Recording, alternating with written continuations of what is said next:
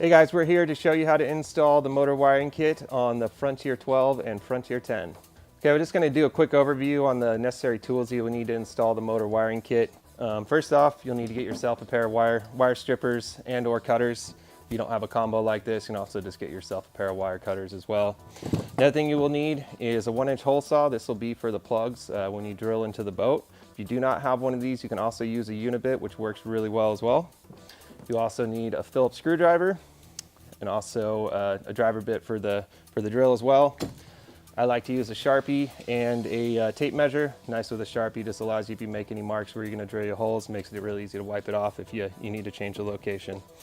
The last tool that I like to use is basically a heat gun. This is just for doing the heat shrink. If you do not have a fancy heat gun like this, you can also just use a lighter, a barbecue lighter, works just as well.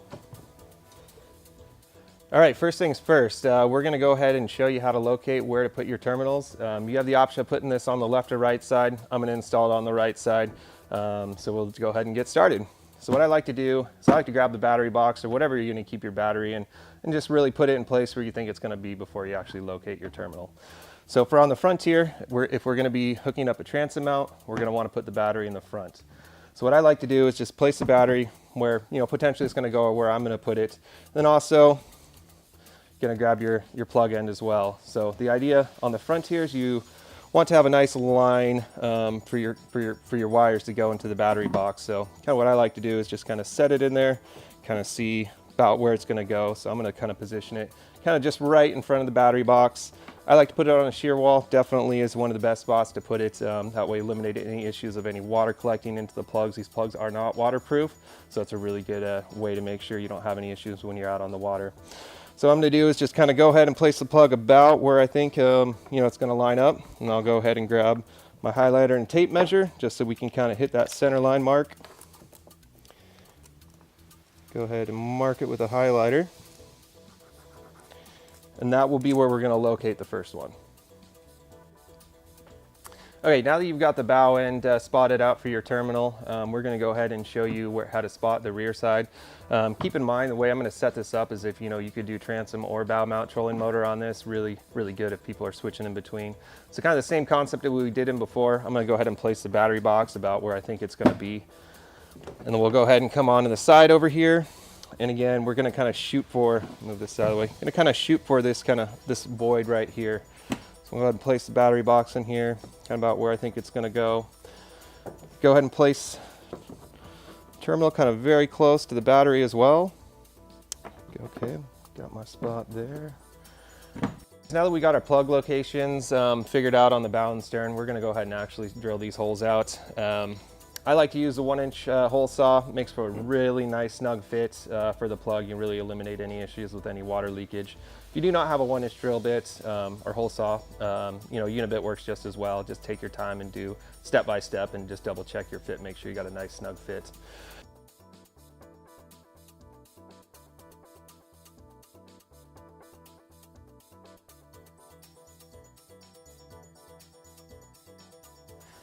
All right, now we got our bow and stern hole locations drilled out. Next thing is going to be to actually fish our wires through the boat. Just a little tip, we always want to fish the wires from the stern end to the bow for the sheer reason that you'll have enough room in the open of the hatch to reach your arm in there, if your wires don't make it all the way there. A couple little pro tips for fishing the wires through. I always like to electrical tape or duct tape the wires together. Just makes it a lot easier going through. And then a couple other little pro tips. Sometimes with the blocks on the inside, the wires don't like to fish straight through, or they get kind of coiled up. So a couple different ways you can do to get a little bit straighter line. What I like to use, if you have it, some sort of rod or something, this is a 4-foot fiberglass rod. I like to tape the end of the wires to the end of this to allow me to help fish it through. Or if you don't have something like that, something very simple is just a measuring tape. Allows you just to drop it down through and help fish your wires to the front. On the Frontier, only has the one block in there, so generally it's a little bit easier to get it through. So we're going to go ahead and just fish the wires through as is. So we're just going to go ahead and feed our end from the back, and we'll just go ahead and feed it to the front.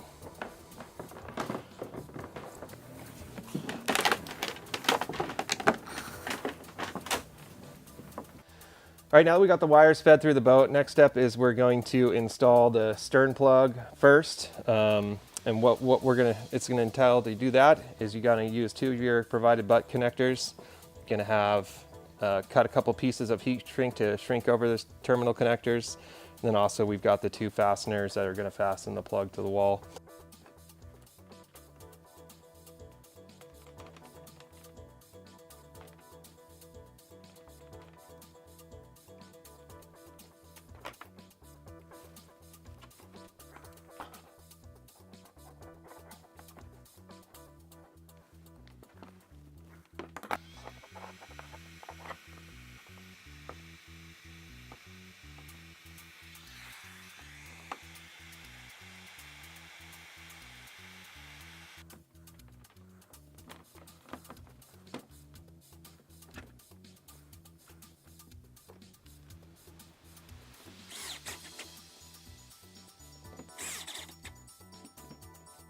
All right, now that we got the stern end plug installed, we're gonna go ahead and install the bow end plug. So what we're gonna do here is we do have a bunch of excess of this cord, which we will show you later in the video what we're gonna use that for. But the little trick that I like to do is just kind of pull it till it's a little taut and just let it naturally lay back where it's at.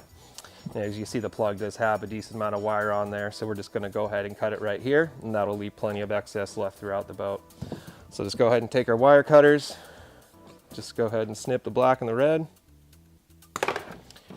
and then repeat the same process of installing the front plug as you did the rear plug.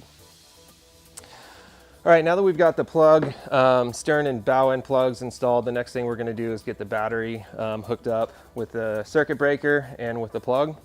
So this is where we have that excess leftover wire. This is where this is gonna come into play. This excess wire is to allow you to wire your circuit breaker and your plug end to the battery. So the other included hardware that's going to be in your kit, you're going to have your circuit breaker. You have a brass and a standard side. The brass terminal is going to be which goes directly to the battery, and this side is going to be the side that goes to your plug end. You've got 2 3/8 terminal connectors. These are going to be the terminal connectors that hook onto your battery. You've got 2 1/4-inch terminal connectors. This is what will actually connect the red wires to your circuit breaker. And then we also have a couple different mounting solutions for your circuit breaker. We do have just a standard self-tapping screw, so if you just want to screw this in, be the most easy way, or if you want a more secure way, we included a bolt, lock nut, and a washer, your choice. So moving forward, what we're going to do here, we'll kind of show you. I've already got this all installed. So what we're going to do with the excess wires, you can see I mounted my circuit breaker on the right side here, just right underneath the cover where the wires actually would pass through. Doesn't have to be there, kind of your choice, but it's nicest, cleanest way to install, what I think. So as you can see, we've got some excess red wire that we cut one length, installed one of the 3/8 terminals onto here, and then we also installed a 1/4-inch terminal on the other end, which you'll want to connect that end to the battery and then connect it to the brass terminal here. And then we also have the rest of the excess we actually mounted to the plug itself, and that end is going to connect to the opposite side of the brass side. Will go to your plug. And then your excess black line will be the excess that you'll need to hook up to your black terminal.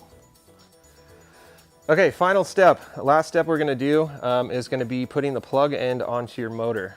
So we've already previously installed this, but what you want to do when you get your motor, your trolling motor, most likely you'll have to cut whatever terminal ends they have on there. So the next thing we're going to do is we're going to install the plug with our remaining 2 butt connectors and remaining heat shrink here. So once you've got that all said and done, go ahead and plug your motor in and check and make sure it works. All right. And that's the walkthrough for installing the motor wire kit.